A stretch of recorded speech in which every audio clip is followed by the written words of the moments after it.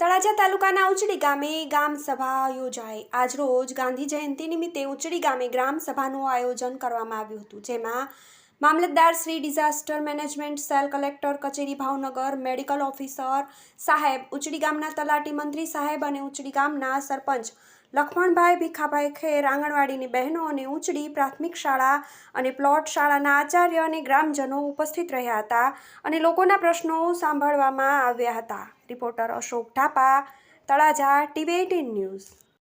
આજરોજ ગાંધી જયંતિ નિમિત્તે ઉચડી ગ્રામ પંચાયત ખાતે ખાસ વિશિષ્ટ ગ્રામ સભાનું આયોજન કરવામાં આવેલ। એમાં ખાસ તો સ્વચ્છતા અભિયાન અને લીલો અને સૂકો કચરો જે છે એમનો સેગ્રિગેશન થાય અને સિંગલ યુઝ પ્લાસ્ટિક પર પ્રતિબંધ થાય એ અંગેના ઠરાવો કરવામાં આવ્યા છે અને ગામમાં પ્રધાનમંત્રી આવાસ યોજનાના જે લાભાર્થીઓ છે એના ઘરો સમયસર એનું બાંધકામ સારી ગુણવત્તા સાથે પૂર્ણ થાય એ માટે જરૂરી તકેદારી રાખવાની સૂચનાઓ આપવામાં આવી છે અને ગ્રામજનોના અન્ય સ્થાનિક પ્રશ્નો હોય એનું સુચારુ રીતે ઝડપથી નિરાકરણ આવે તે અંગે વિવિધ ચર્ચાઓ કરેલ હતી।